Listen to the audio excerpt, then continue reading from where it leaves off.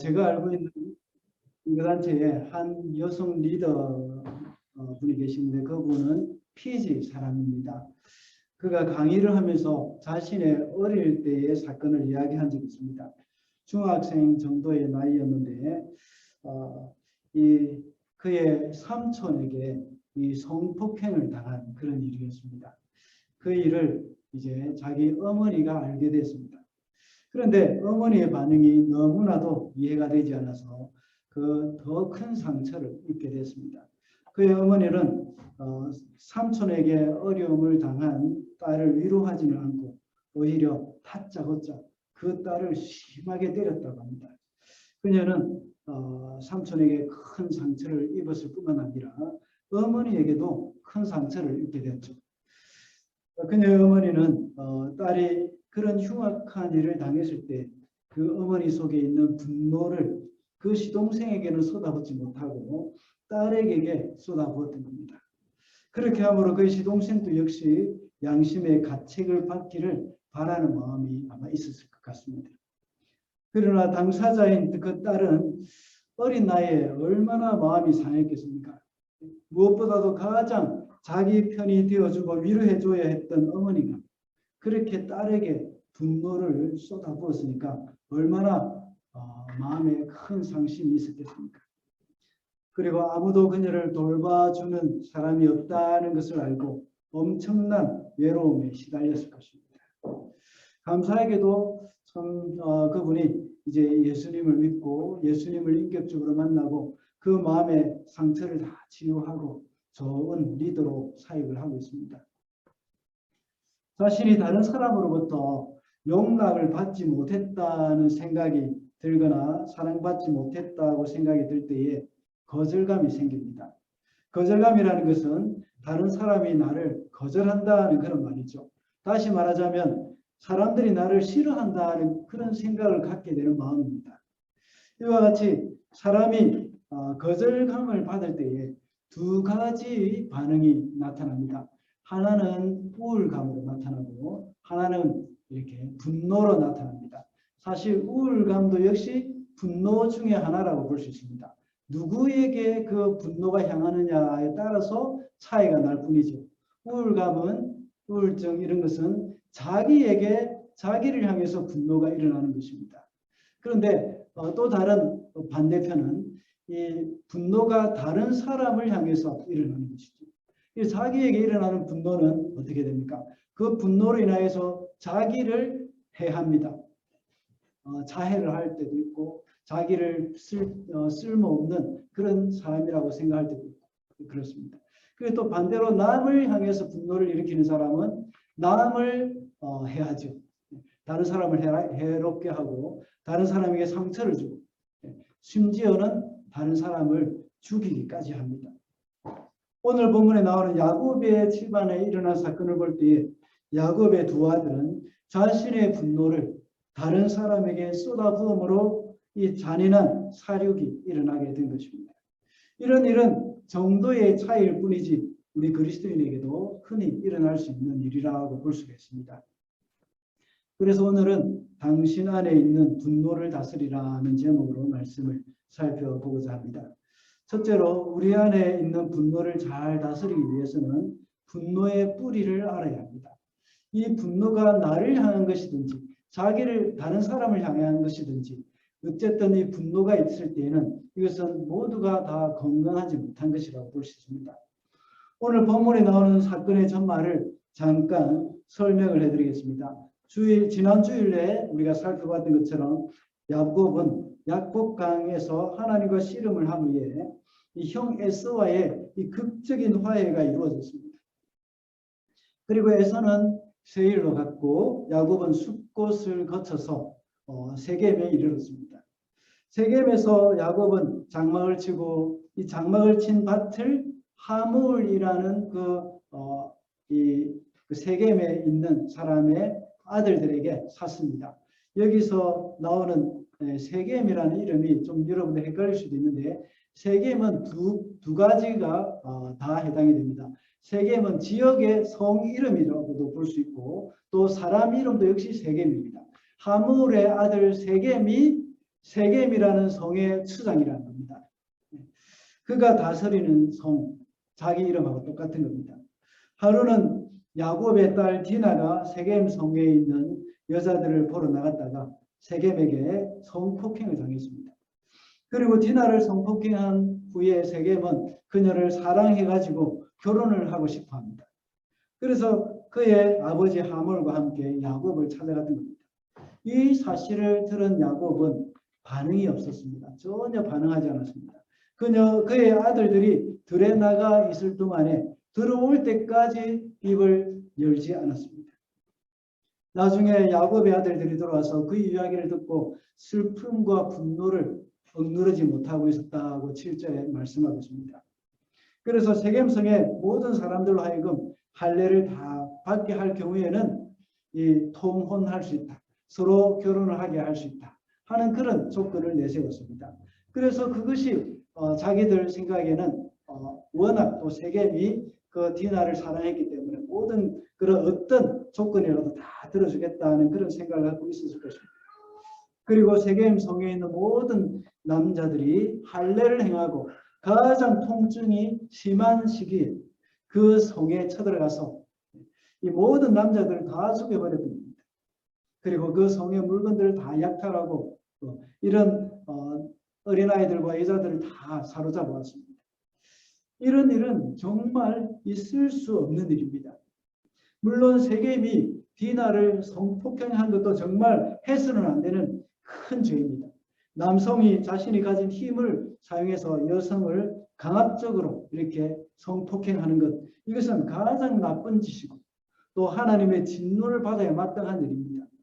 그렇다고 해서 야곱의 자기 아들들이 한 이런 잔인한 일들도 정당화할 수가 없는 것입니다. 세겜 사람들을 다 죽이고 물건을 빼앗아 오는 것도 역시 강도들이나 하는 짓입니다. 그들의 보복은 좀 지나치다고 생각이 들 정도입니다.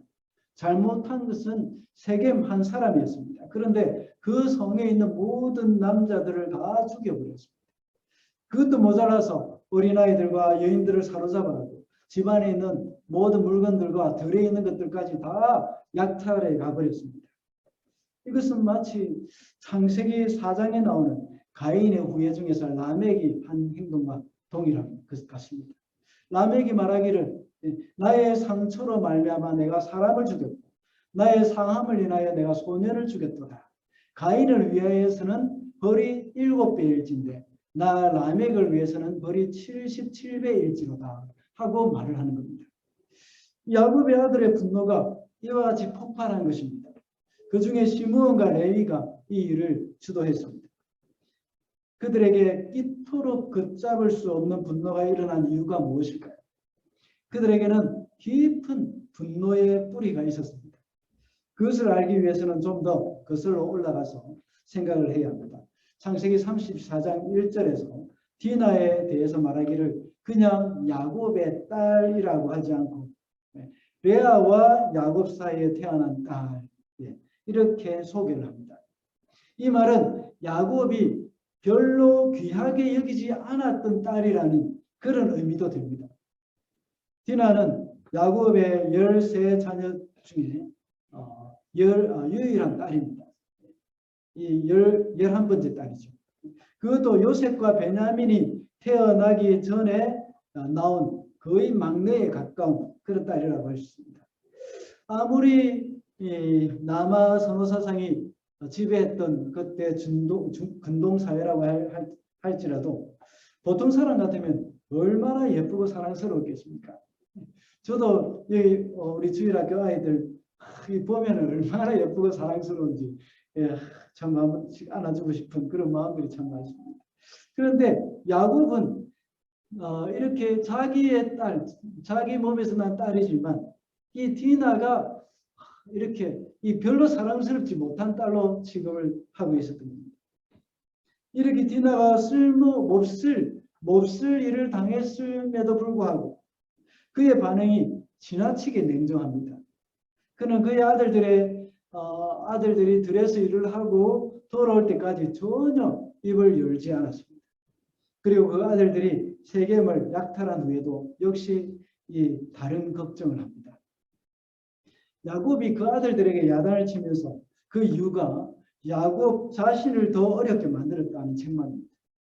그리고 가난한 사람들이 이 자신을 추한 인간이라고 평가를 내릴 것이라는 거기에 염려를 하고 있습니다. 가난한 사람들이 나를 죽이고 또 우리 집안을 몰살하는 것에 대한 걱정을 하고 있습니다. 야곱이 왜 이렇게 반응이 지나치게 침착하고 냉정했을까요? 별로 사랑하지 않는 아내의 자식이기 때문입니다. 만약 요셉에게 이런 일이 일어났다면 야곱은 과연 어떻게 반응을 했겠습니까? 아마 극명한 차이가 있었을 것입니다. 그리고 세겜 사람들을 학살하는 그 일에 앞장선 시므온과 레위는 디나의 친오빠였습니다. 그러니까 레아의 아들이었죠. 레아의 아들이었고 디나는 레아의 딸이었죠. 그 큰 형이라고 할 수 있는 르우벤은 워낙 마음이 여린 사람이었기 때문에 거기에 대해서 가담을 하지 못하는 그러한 사람이었습니다.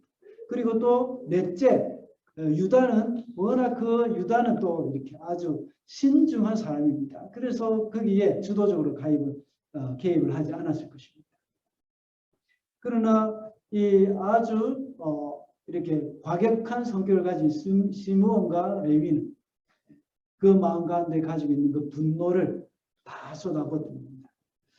그렇게 하고 나서 야곱에게 대답한 말이 31절에 나옵니다. 그 31절에서 그들의 뿌리 깊은 분노가 발견되어져 있습니다. 묻어나고 있습니다. 그가 내 누이를 창녀 취급하는데도 그대로 두라는 말이냐고 반문을 합니다. 이 말은 다시 말하자면 아버지의 신변의 안전만 생각하고 디나가 당한 그 끔찍한 일은 생각하지 않습니까? 하는 그런 의미입니다. 시몬과 레위는 디나의 친오빠로서 자신의 동생이 그렇게 어려움을 당했는데 유유부단하게 대처를 하는 그 아버지에 대한 분노, 이것이 드러났던 겁니다. 그들은 오래전부터 아버지로부터 마땅히 받아야 할 사랑을 받지 못했다 하는 그런 피해의식이 늘 있었습니다. 이것이 시므온과 레위가 가지고 있는 그런 분노의 뿌리라고 할 수 있습니다. 그것을 처리하기 위해서 그는 그것을 주체할 수 없었습니다. 그가 가지고 있던 그 분노를 쏟아부었던 겁니다. 그것을 처리하기 위해서는 사실 주님을 바라봐야 합니다. 하나님을 바라봐야 한다는 겁니다.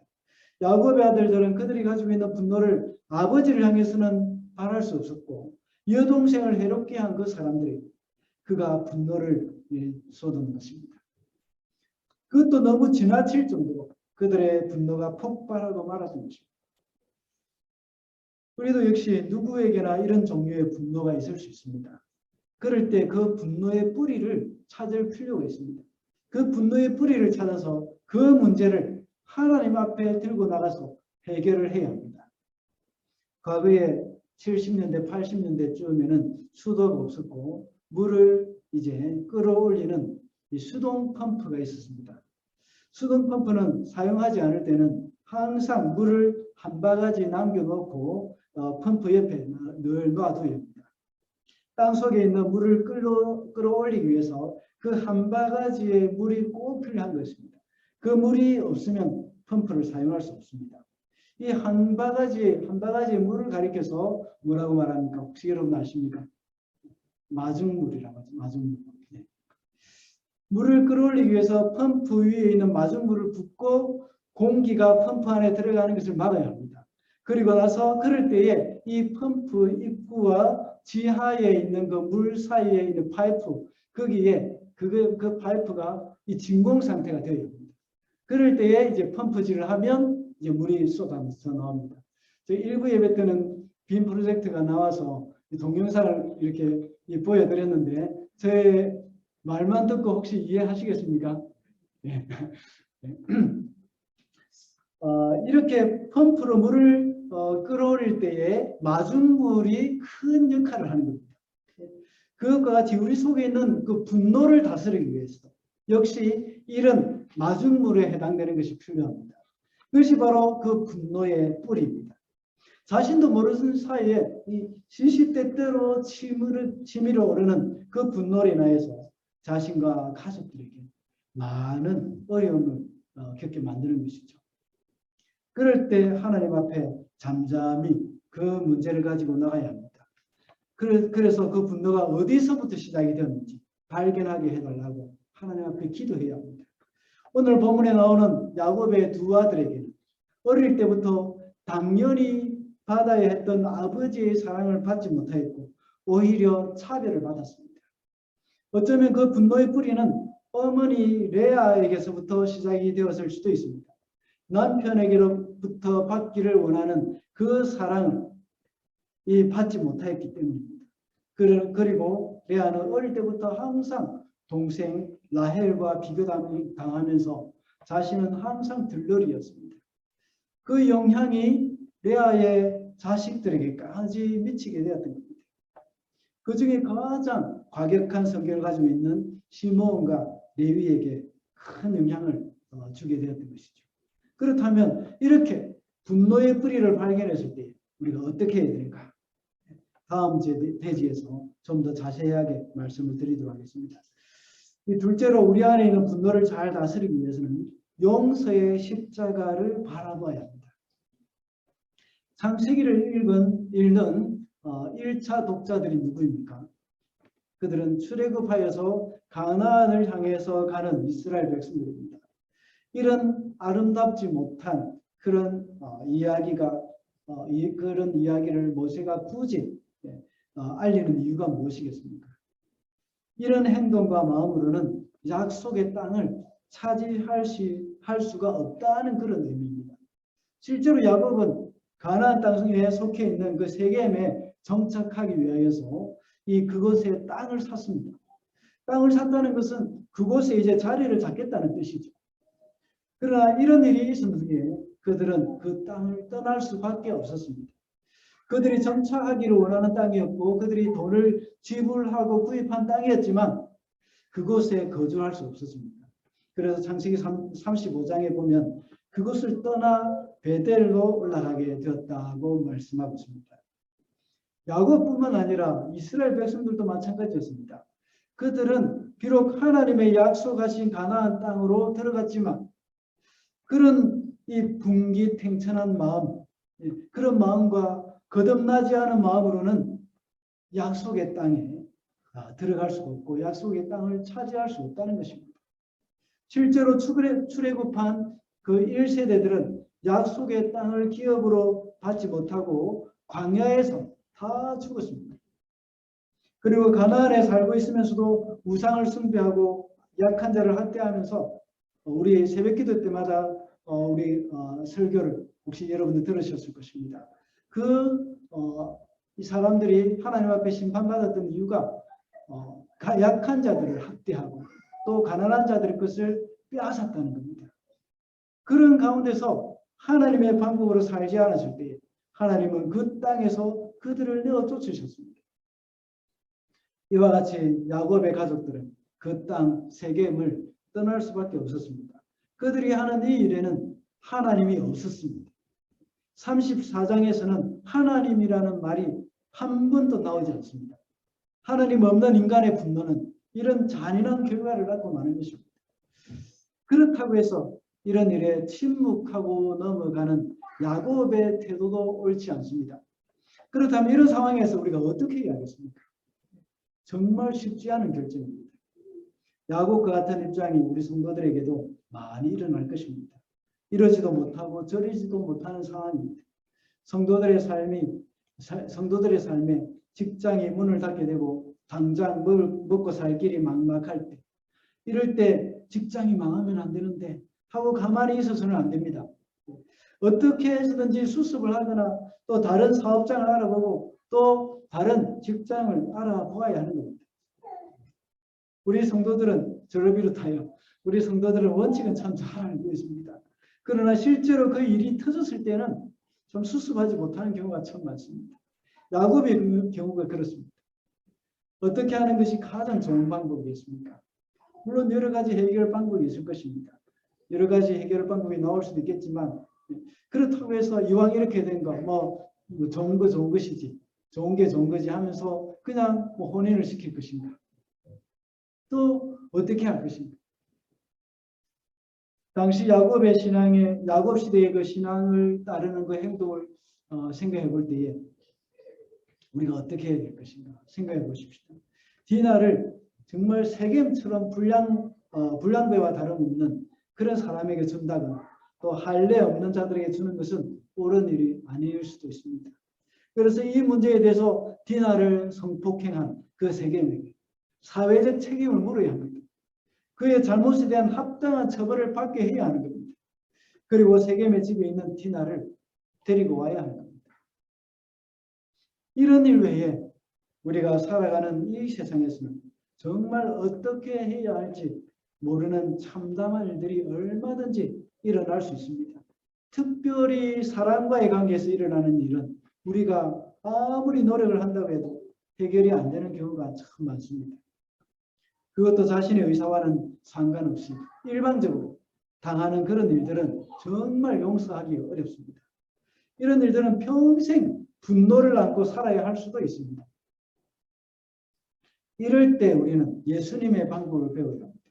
예수님은 아무도 생각하지 못하는 방식으로 그 상황을 이겨나감으로 세상에 파장을 던지고 빛을 뿌리는 그런 분이셨습니다. 성경에 나와 있는 사건만 해도 예수님은 정말 인간의 한계를 뛰어넘는 지혜가 있으시고 또한 그것을 실행하신 분이셨습니다. 가늠하다가 현장에서 잡힌 여인을 구원해 주신 사건도 역시 우리가 도무지 생각할 수 없는 그런 주님의 지혜였습니다. 그리고 가이사에게 세금을 바치는 것이 옳습니까? 또 바치지 말아야 합니까? 이렇게 질문하는 그에 대한 대답도 역시 예수님의 놀라운 지혜로 잘 대답해 주셨습니다. 무엇보다도 하나님의 지혜가 있으신 분이십니다. 그것이 바로 예수 그리스도의 십자가의 지혜입니다. 고린도전서 1장에 보면 그리스도는 하나님의 지혜라고 말씀하고 있습니다. 그 하나님의 지혜가 바로 십자가입니다. 이 세상에서 분노와 거절감이라고 할 때 아마 예수님만큼 할 말이 많은 분도 없을 것입니다. 나만큼 억울한 사람은 없어라는 생각이 드는 사람들은 예수님을 생각하시기 바랍니다. 그리고 거절감으로 깊은 마음의 상처가 있으신 사람이 있다면 그 또한 예수님을 기억하시기 바랍니다. 예수님은 그 누구보다도 억울한 죽음을 당하셨고 그 누구보다도 깊은 절망을 또 거절을 당하신 분이라고 할 수 있습니다. 그러나 예수님은 십자가에서 모든 것을 용서하셨습니다.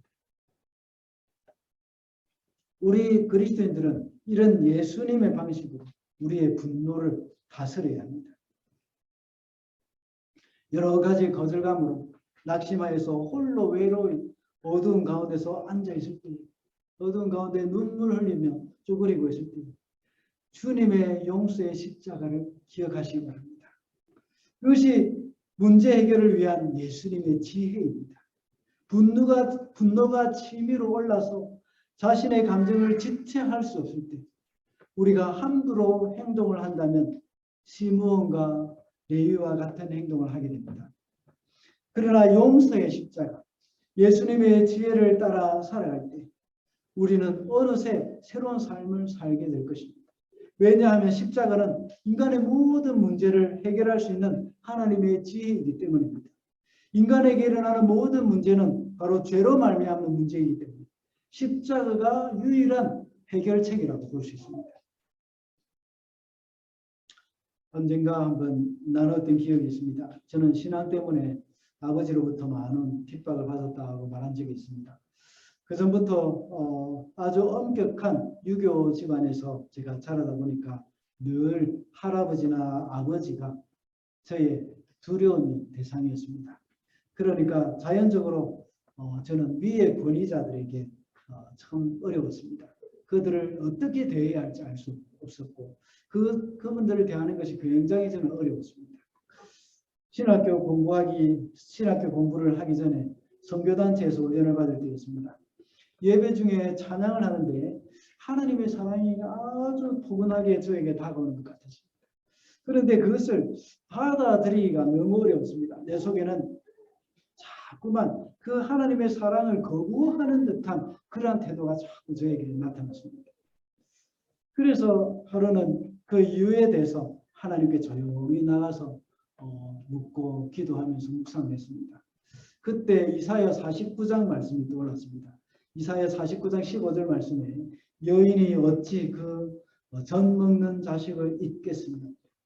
자기 태어서 난 아들을 긍휼히 여기지 않겠느냐. 그들은 혹시 잊을지라도 나는 너를 잊지 아니할 것이다. 이런 말씀이었습니다. 그 의미를 깊이 묵상하는 중에 마침내 하나님의 사랑을 깊이 깨닫게 됐습니다. 그러면서 제가 얼마나 깊은 통곡을 하면서 울었는지 모릅니다. 그렇게 하나님께 기도를 하면서 하나님의 사랑을 깨닫게 되니까, 하나님 아버지의 사랑을 알게 되고 깨닫게 되니까 우리 육신의 나의 아버지도 이해를 하게 되었고, 또한 아버지를 용서하게 되었습니다. 예수 그리스도의 그 용서의 십자가를 거치게 되었던 것입니다. 그리고 나서 아버지와의 관계가 회복이 되었습니다. 우리 속에 있는 그 분노를 다스리기 위해서는 우리는 바로 용서의 십자가, 이것을 경험해야 하는 것입니다. 마지막으로 우리 안에 있는 분노를 잘 다스리기 위해서 신앙을 함께 지켜나가야 합니다. 야곱은 약속강에서 하나님과 씨름을 하면서 변화가 일어났었습니다. 그리고 형님과 극적인 화해를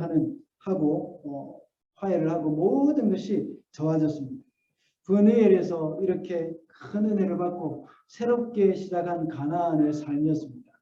그런데 그 삶이 쉽지 않았습니다. 야곱은 이렇게 처참하게 이렇게 이 어려움을 당하게 되는 것입니다. 그 이유가 무엇일까요?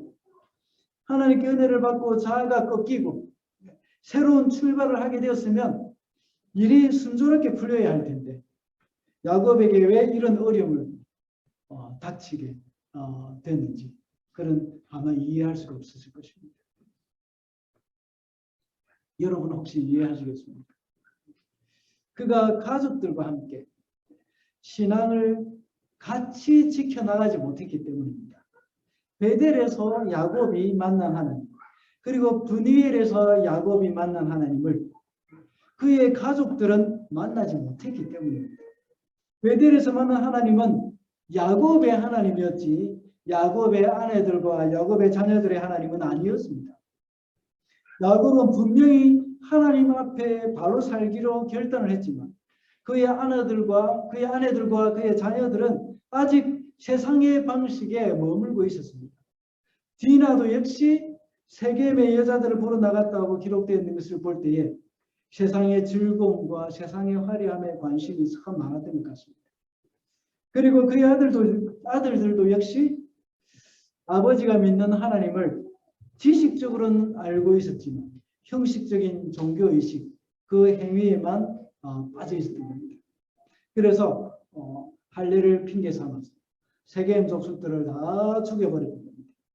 정말 하나님을 두려워하고 사랑했다면 하나님을 섬기는 그 의식, 할례라는 의식, 이것을 이용해서 자신의 목적을 달성하고자 하는 그런 마음은 갖지 않았을 것입니다. 그러나 다음 시간에 살펴볼 창세기 35장의 말씀을 볼 때 이번에 디나 사건으로 인하여서 그들은 마침내 베델로 돌아가기로 결심을 했습니다. 그러면서 자기들이 가지고 있던 그 우상, 이것을 다 버리고 하나님만 의지하는 계기가 되어졌던 것입니다. 이것이 우리 자녀들과 신앙을 나누어야 하는 이유입니다. 여러분 부모들이 여러분들이 가진 그 신앙을 자녀들에게 잘 전수해 주는 것이 큰 복임을 잊어서는 안 됩니다. 그 길이 가정이 사는 길이고 여러분의 자녀가 사는 길입니다. 대부분의 부모들은 자녀들이 학교 공부나 세상적인 스펙을 쌓아가는 일에는 관심이 아주 많습니다. 그래서 그런 일을 위해서 아주 헌신적으로 자녀를 돕습니다. 그런데 자녀들에게 신앙을 가르치고 자신이 가지고 있는 그 신앙을 나누고 함께 지켜나가는 일에는 너무나도 소홀히 하고 있었던 것입니다.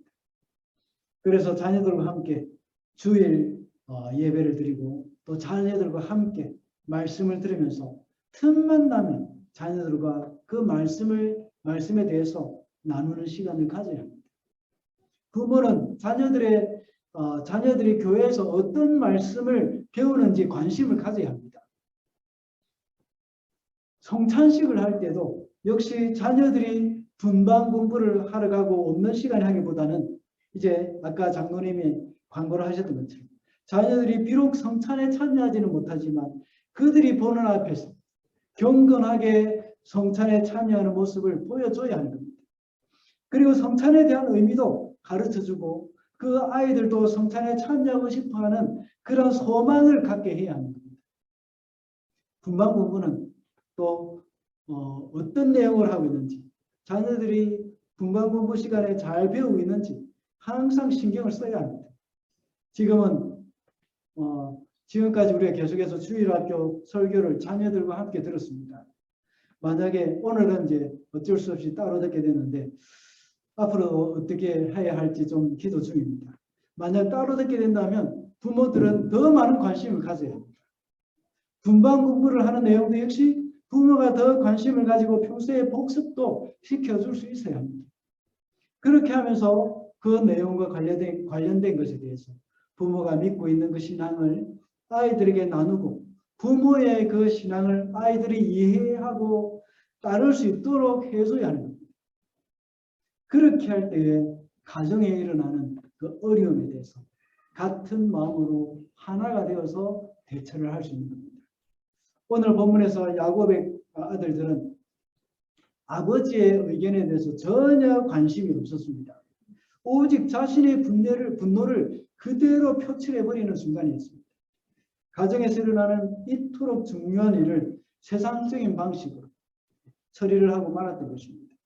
그리고 아버지에 대한 그 분노의 마음을 그대로 안고 계속해서 생활을 하고 있었습니다. 그래서 나중에 남아있는 그 분노를 요셉에게 쏟아부었고 아버지가 가장 사랑하는 요셉을 이집트에 팔아버리는 그런 행동까지 서슴지 않고 했던 겁니다. 야곱의 아들들이 아버지와 신앙을 나누고 소통을 했더라면 서로에 대한 이해가 더 깊었을 것입니다. 그리고 그들의 분노는 그 신앙 안에서 다루어졌을 것입니다. 그러므로 각 가정에서 부모는 자녀들과 신앙을 함께 잘 지켜가야 하겠습니다. 말씀을 맺겠습니다. 오늘은 당신 안에 있는 분노를 다스리라는 제목으로 말씀을 살펴봤습니다. 우리는 살아가면서 겪게 되는 여러 가지 거절감과 마음의 상처로 인해서 분노가 있습니다. 그것도 그것의 정도가 제각기 다를 뿐입니다. 그 분노를 제대로 다스리지 못할 경우에는 감당할 수 없는 그런 어려움에 빠져들게 되고 정말 신앙인으로서는 해서는 안 되는 그 일을 저지르기도 합니다. 이토록 분노라는 에너지는 무서운 힘을 발휘하고 또 우리의 삶을 부정적으로 이끌고 있습니다. 그러므로 우리 속에 있는 분노를 잘 다스리기 위해서는 이 분노의 뿌리를 알아야 하고 또 용서의 십자가를 바라봐야 합니다. 그리고 우리의 신앙을 함께 나누며 지켜가야 한다고 했습니다. 우리에게 있는 이런 연약함이 우리의 신앙을 퇴보하도록 하지 않도록 하기 위해서 우리는 늘 깨어 있어야 하겠습니다. 그래서 우리의 성품이 주님을 닮아가게 되는 저와 여러분이 되시기를 바랍니다. 기도하겠습니다.